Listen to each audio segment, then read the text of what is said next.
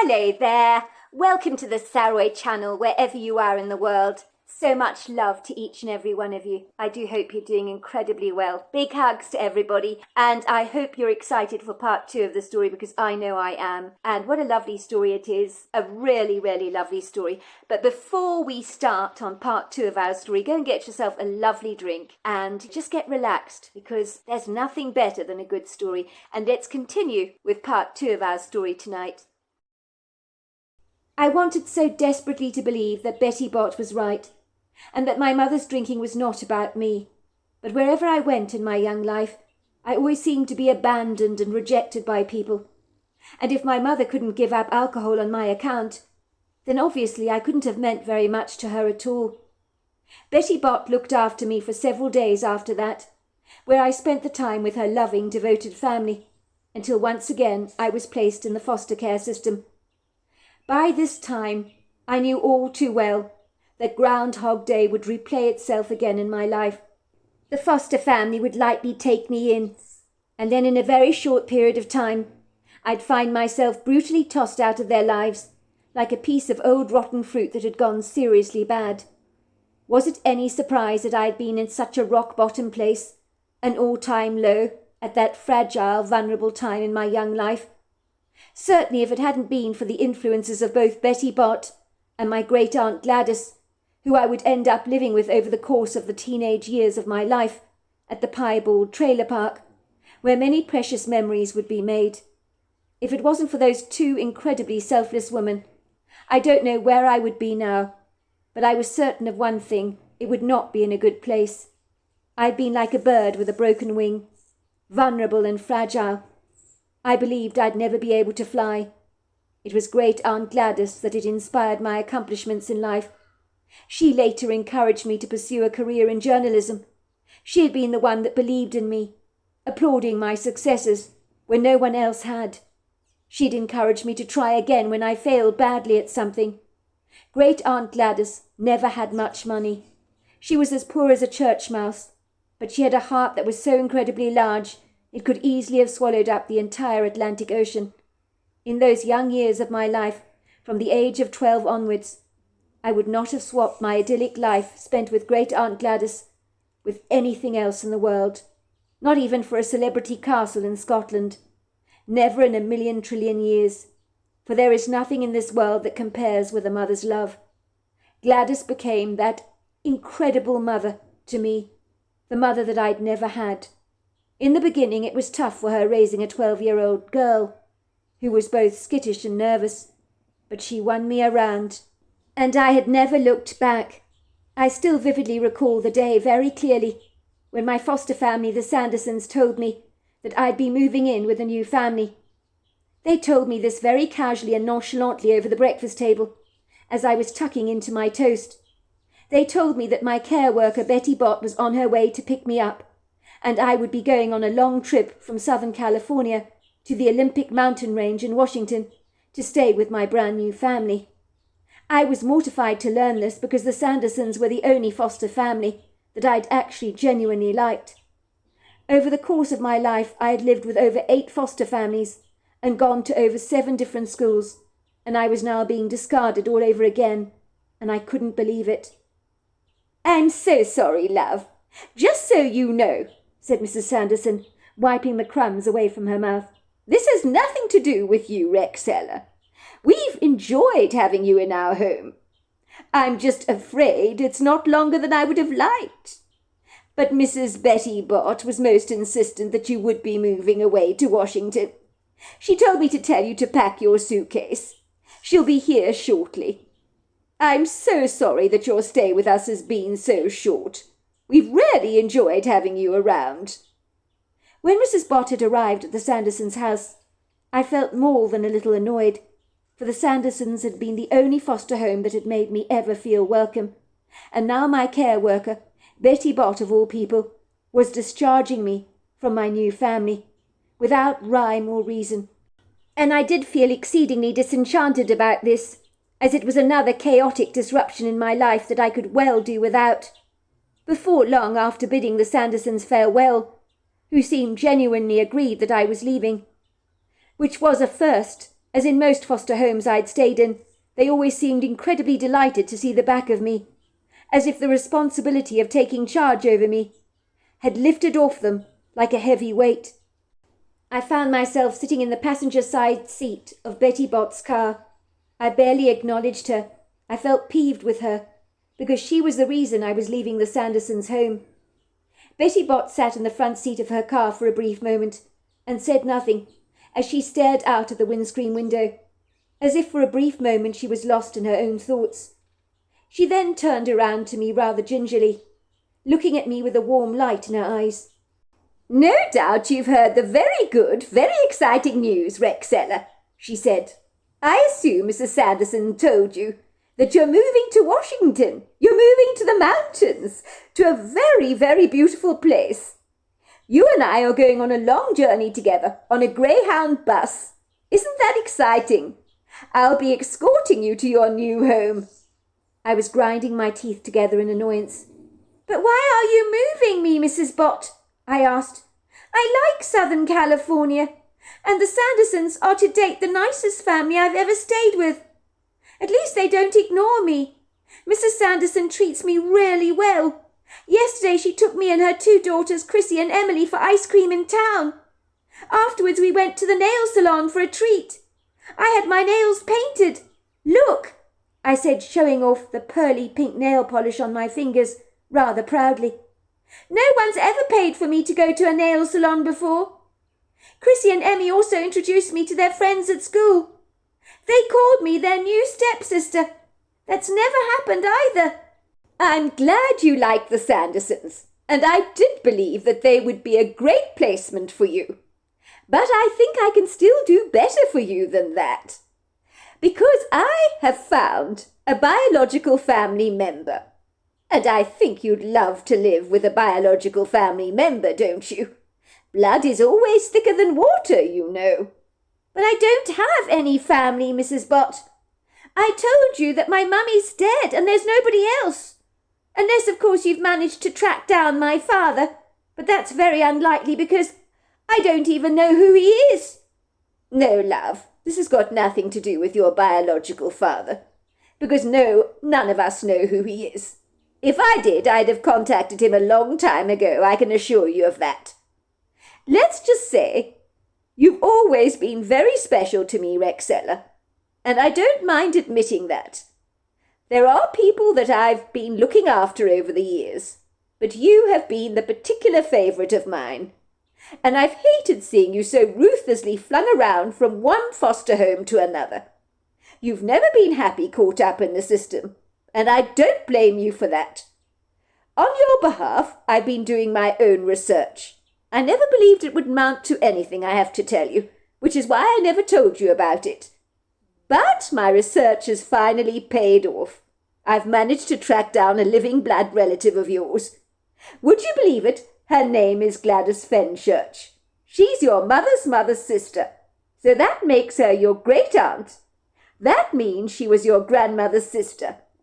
"But I never knew my grandmother, because she died before I was born. I thought it was only me and my mother, nobody else." "Well, it turns out you were mistaken about that. Your mother's sister is very much alive and well.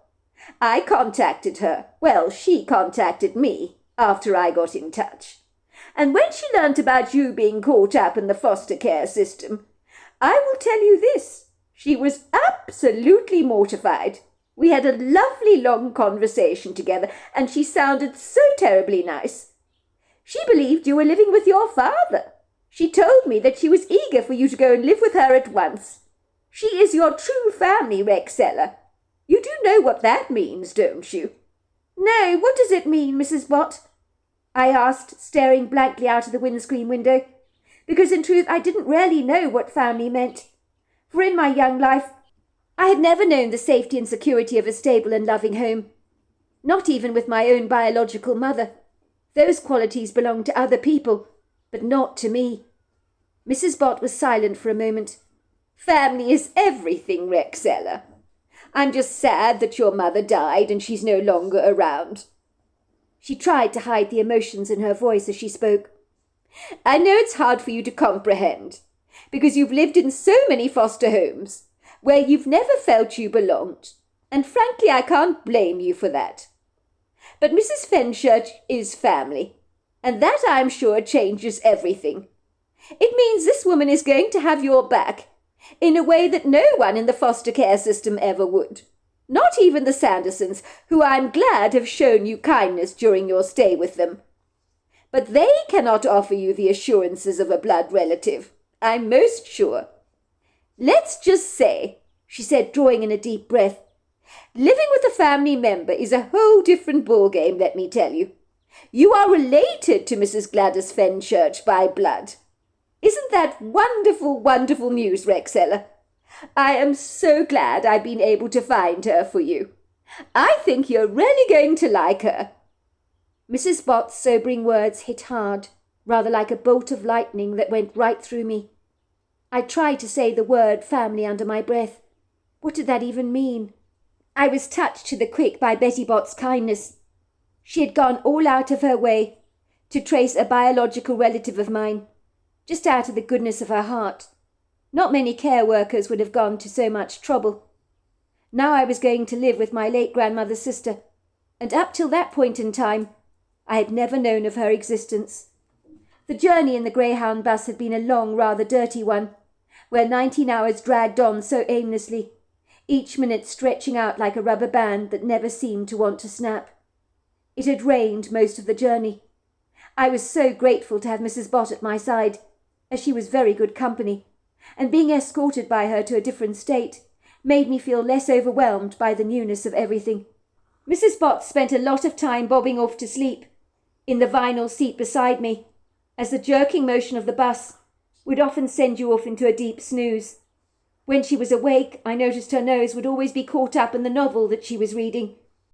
My tired, very puffy eyes shimmied over the map that Mrs. Bott had given me of Washington State. She had brought it especially for me, so that I could familiarize myself with where I was going, but a map didn't give me a bird's-eye view of where I was going, for it was just a blur of squiggles and strange names and red markers to me. I imagined snow-draped mountains that came straight up to the water's edge, and trees so tall that they shot up like giant green pencils into a perfect blue-coloured sky. I imagined rainbows hugging the sky in a blaze of shimmering soft pastel shades after the rains had fallen.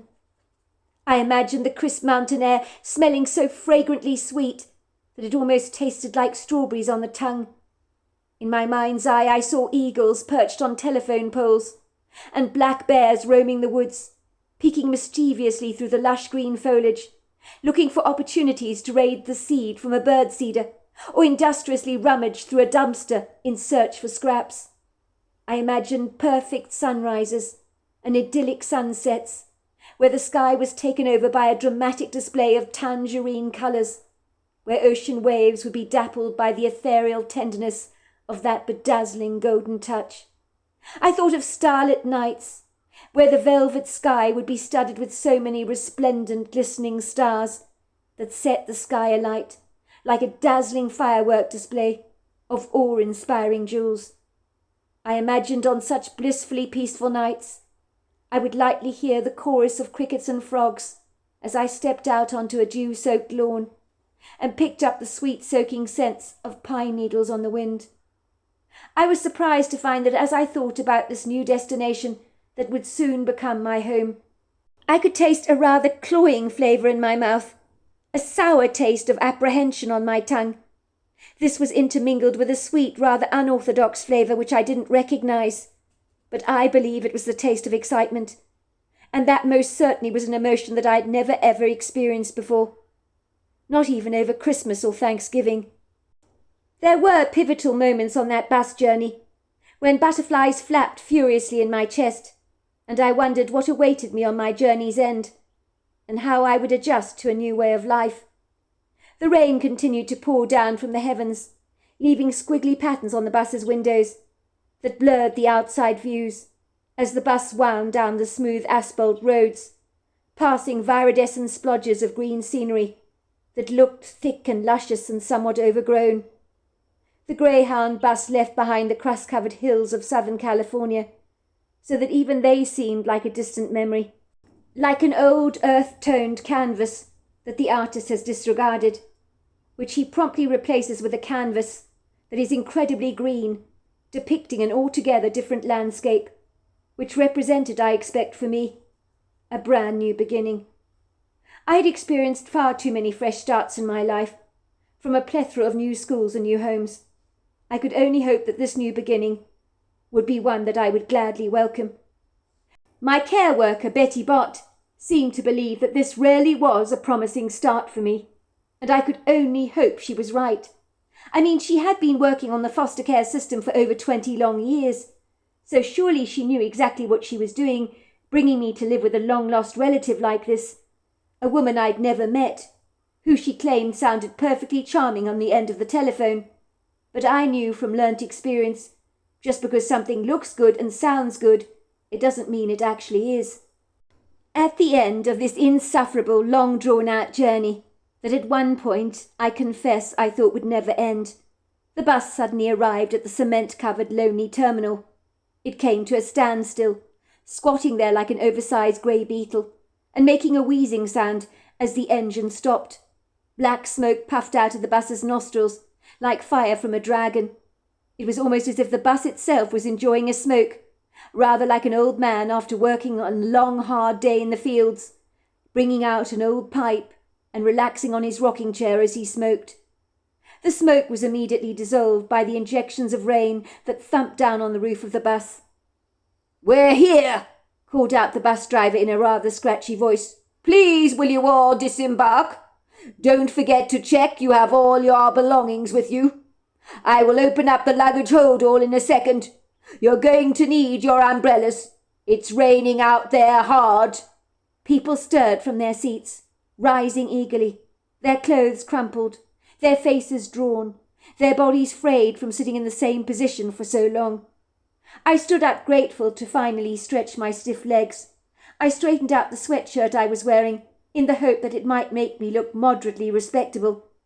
I was exceedingly nervous about meeting my great-aunt. What if she didn't like me? What if she rejected me, like all the foster families had done before? It was with a smidgen of reluctant doubt that rained down heavily on my heart, rather like a great big block of industrial-sized cement. In single file, I gingerly followed Mrs. Bott out of the bus. The door was flung open. The driver nodded at us courteously as we descended the steps to the tarmac below. Mrs. Bott faithfully held out her umbrella over my head. The rain thundered down on the outstretched nylon. In the distance I could hear the faint grumble of thunder, as if the sky was warning us that a bad storm was brewing.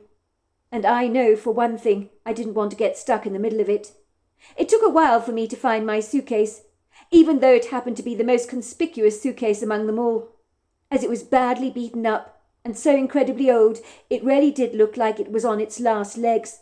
It was covered with ancient stickers advertising all kinds of things from peanut butter to breakfast cereals from the 1960s. So I have no idea how old the suitcase actually was, but it was an antique for sure. Mrs. Bott picked up my suitcase, and together we sat under the bus shelter to wait for my great-aunt to arrive. All the passengers that had disembarked suddenly dissipated, rather like ants in a nest that seem to vanish the moment their nest is disturbed. Before long it was me and Mrs. Bott, waiting at the bus shelter all on our own, for my aunt to arrive. The terminal became so quiet and subdued. You could have cut the silence with a knife. "What if she doesn't come, Mrs. Bott?" I asked nervously. "She'll be here soon," said Mrs. Bott with a firm conviction, a conviction that I certainly did not feel. I guess during the course of my young life I was so used to people letting me down. Why would it be any different now?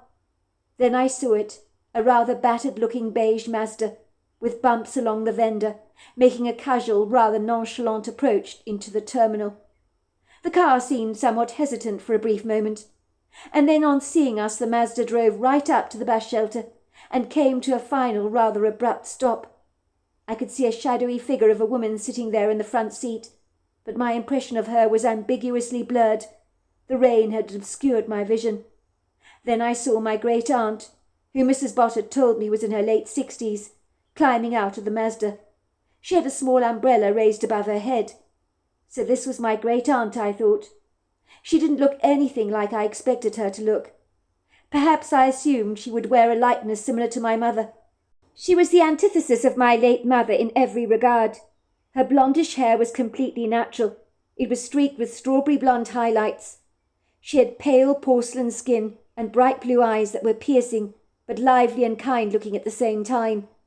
Her skin was smooth for someone of her advancing years, but there were friendly creases around her eye area and between her brows, where those two furrow lines often develop, from frowning or overthinking too much. Gladys Fenchurch was my aunt's full name. She was wearing a crisp cotton shirt underneath a dark green cashmere cardigan, and a dark green and navy blue tartan skirt that came up to her ankles. On her feet she was wearing a sensible pair of dark brown brogues. When my great-aunt walked towards me, she stopped short on the tarmac island and looked at me, her blue eyes widening, as if the very sight of me had given her quite a start. She put her hand on her heart, almost as if trying to command an overexcited heartbeat to calm down. And in the pool of her blue eyes, I could see what looked like tears that she was fighting to hold back. The woman looked pleased to see me, and that was a first for me, as no one had ever looked pleased to see me in my entire life. I was so used to being the unwelcome guest in people's lives that they secretly wished was not around. "Goodness gracious me," said my great-aunt. "You gave me quite the shock, you did. You must excuse me, Rexella, dear. I wasn't prepared for any of this. You look exactly like your late grandmother, who was my sister. You are the splitting image of her when she was your age. I'm your great-aunt Gladys Fenchurch," she said, smiling at me warmly. "And you are Rexella, is that right?" My great-aunt did not throw her arms around me, nor did she shake my hand. "How was that trip of yours? It wasn't too daunting, was it?" she asked, her eyes dappled with genuine concern. "It was fine," I said shyly. "Not too bad, really. I mean, as good as any bus journey really is, I suppose." "Well, you must be very fatigued and tired at the very least. Those long drawn-out bus trips are the very worst. They can be nauseatingly insufferable. They suck the life out of you. Believe me, I know all about it. I've taken many journeys all over America on Greyhound buses, I'll have you know. It is a cheaper way to travel, but not always the most pleasant way to get around, I'm afraid. But sometimes the wallet dictates how one is forced to travel. Now let me help you with your suitcase, dear," said my great-aunt, picking it up and taking it from me. She looked surprised at how light it was. That was when I noticed a melancholic look cast itself over her face, and then she said, "Is this all you've got, dear?" "It's everything," I said, my face going pink with embarrassment. I felt ashamed, for all I had to show for 12 years of my life was a miserably small antiquated suitcase that didn't contain very much, apart from a few clothes and a book my mother had given me once. My aunt just nodded and picked up the suitcase, proceeding to take it to the trunk. Mrs. Bott seemed to suddenly become quite emotional. She tried to fight away tears that were gathering in her eyes, for she had been my care worker for as long as I can remember, and was emotionally attached to me, as I was to her. She threw her arms around me effusively and embraced me in a big warm hug. When I was enveloped in her arms, I didn't want to let her go, but she whispered in my ear, "Your aunt seems very nice, my dear. I do hope you're happy. I've got a feeling you will be, you know. Keep me posted, will you? I've got a good feeling that you're going to enjoy living with your aunt. The moment I saw her, I knew she was a good woman.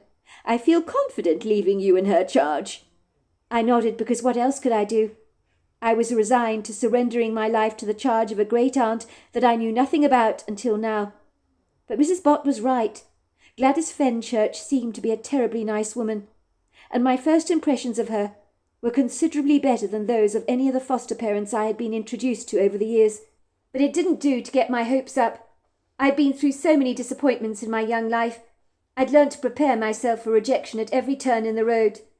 Mrs. Bott opened the passenger side door for me, and I climbed into the car and sat in the seat next to my aunt.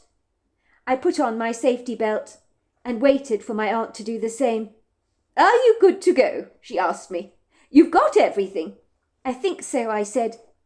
My aunt honked her horn to say goodbye to Mrs. Bott, who was now waiting for a taxi to take her to visit some friends of hers in Washington that she had decided to visit while she was here.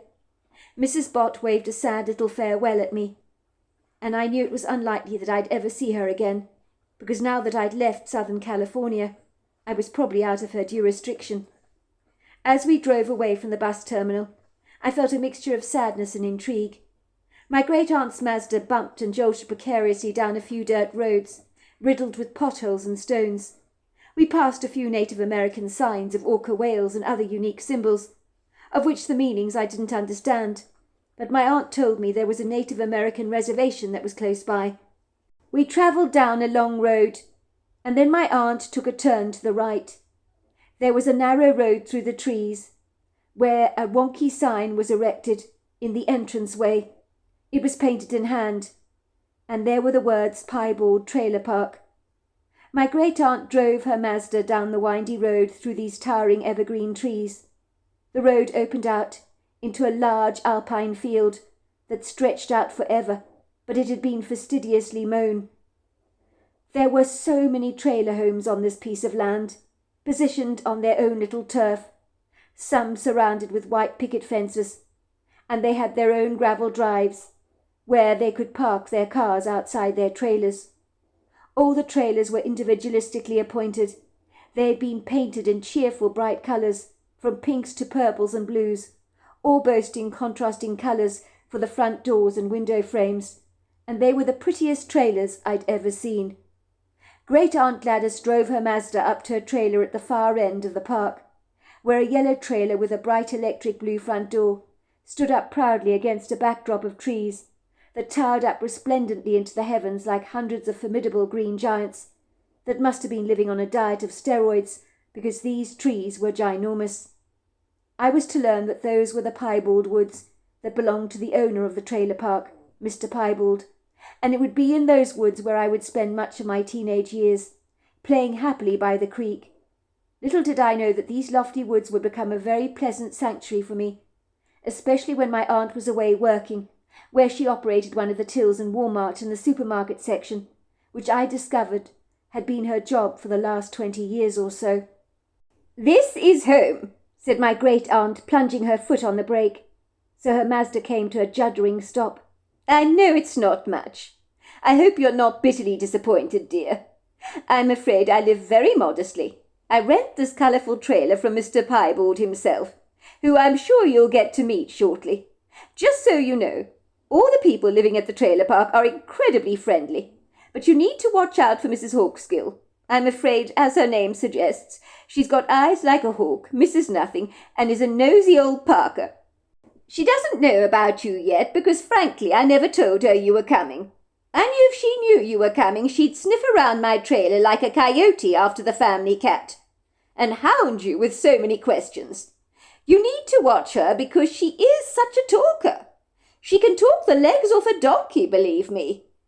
I'm afraid to say there are not any children your age living at the park. I'm not really sure why that is, but I suspect most people living in the trailers, well, are an older bunch. I hope it won't be too lonely for you here, but I'm sure you will make good friends with some of the adults living around here at the park, and the youngsters your own age that you meet at the local school. You're always welcome to bring any friends you like back to the trailer. That's if you're not embarrassed to do so, and if you are, I can understand perfectly why that would be the case." I stared at the trailer, thinking how pretty it looked, even though it was tiny. I could see there were faded blue and white plaid curtains in the window, which suggested my great-aunt didn't have much money. There were 2 terracotta plant pots outside the front door of the trailer, hosting a leggy display of purple petunias that had long since passed their best and were a little sad-looking. "Come in," said my great-aunt, who already opened her car door and sidled over to the trunk to retrieve my battered, forlorn-looking suitcase. The trailer on the inside was surprisingly neat. In fact, it was as tidy as a new pin, and smelt of lemongrass, which I was to discover was my great-aunt's favourite essential oil, which she sprayed around the trailer liberally, so it always smelt very nice. "It's lovely, your trailer. Very cosy," I said. "Thank you, dear. It's very kind of you to say. It's all I can afford, I'm afraid. I've never been a wealthy woman. Not that I'm complaining, of course. Being wealthy and having it all, believe it or not, is overrated. I think some of the richest people in our society are among the most miserable. Even King Solomon admitted as much. He said a labourer's sleep was sweet, but a rich man's worries were very much.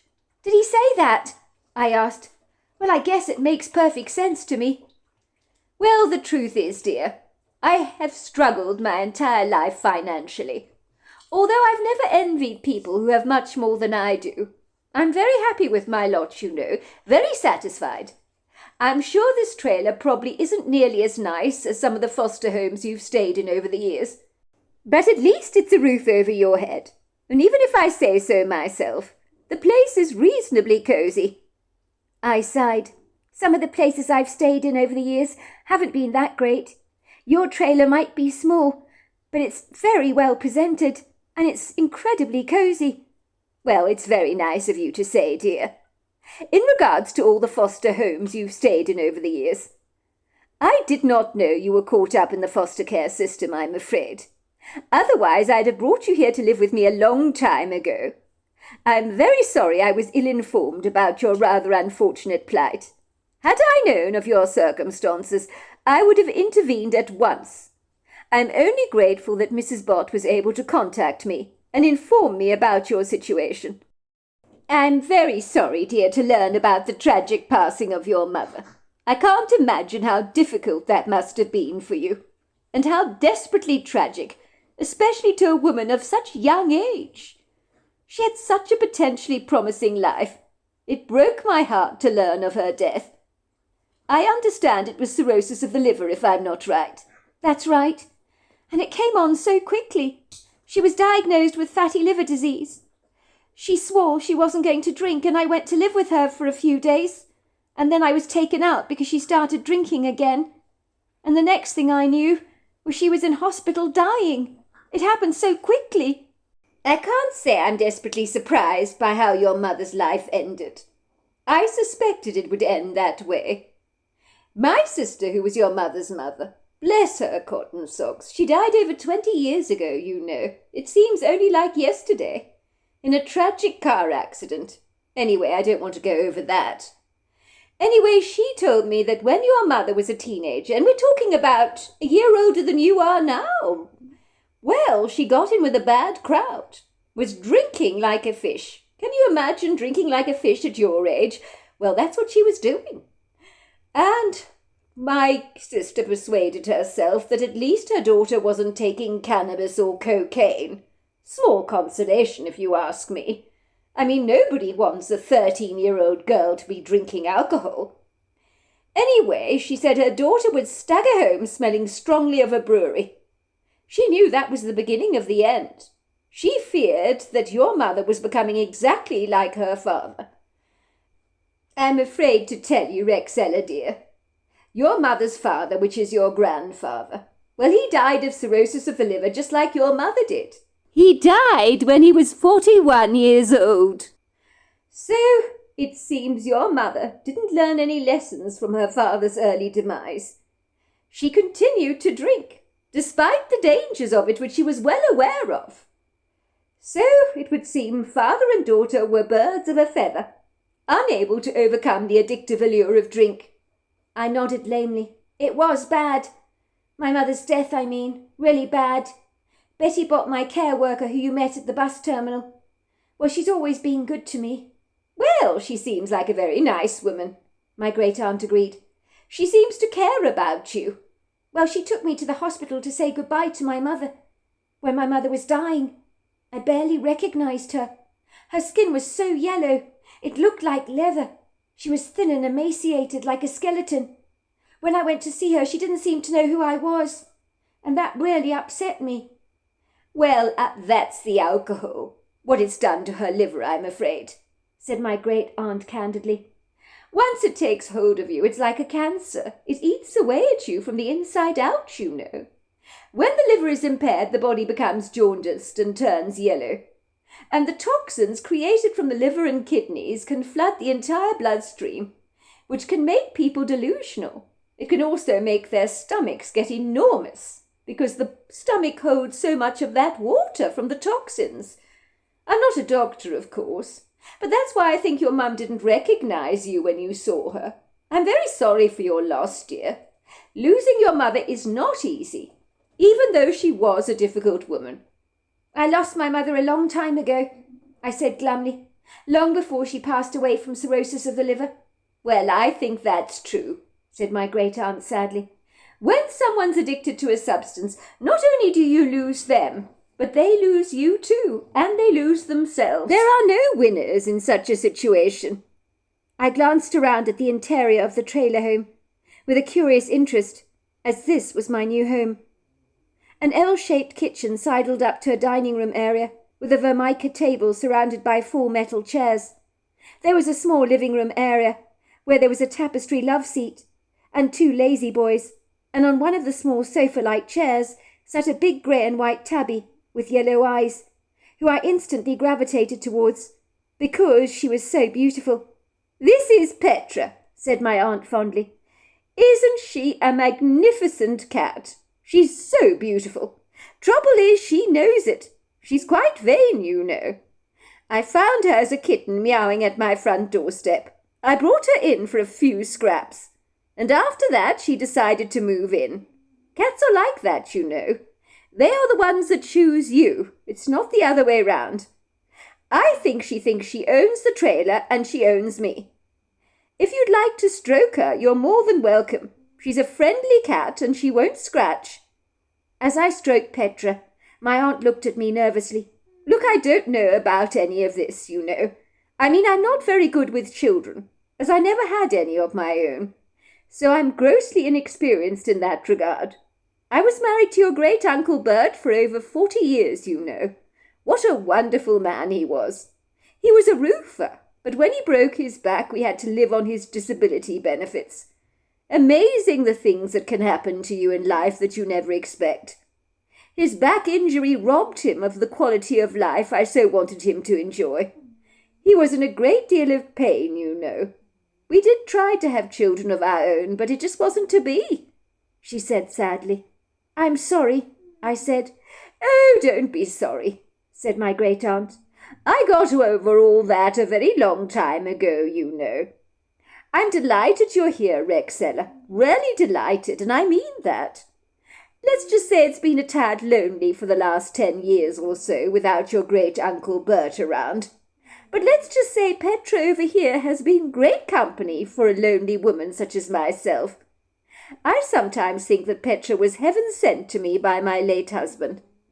She, would you believe it, arrived on that doorstep of this trailer on the anniversary of my husband's death. So that's why I took Petra in right away. I believed she was a gift from my husband. I hope you'll be happy here, dear. I know it's not the Ritz, but it's a comfortable, snug little home. And at the end of the day, that's all that really matters." "I promise you I'll be no trouble, Aunt Gladys. I won't get in your way. I'll be good. You'll hardly even know I'm here." "Goodness gracious me, love. You can get in my way as much as you like. It's your right to do so. You certainly don't need to apologize for your existence, for goodness sake. I can see the foster care system did a number on you. I'm going to have to fix that. You're a very special young lady, Rexella, and don't let anyone tell you otherwise." "It's just that every time I've stayed at a foster home, after a while they don't want me any more," I said, tears suddenly spilling down my cheeks, which surprised even me, for I had not expected this sudden emotional outburst. "What if you don't want me any more? Will you send me back to Southern California? I really don't want to go back. I think I like it here." "Good grief, love," said my great-aunt Gladys, looking somewhat crestfallen when I spat out my fears to her. "I don't know what is wrong with some of those foster families who took you into their charge and disregarded you in the way that they did. It's an absolute disgrace, it really is." So there we are. That is the end of part 2 of our story. Part 3 is tomorrow night, and I look forward to you joining me then. Until next time, goodbye and good night.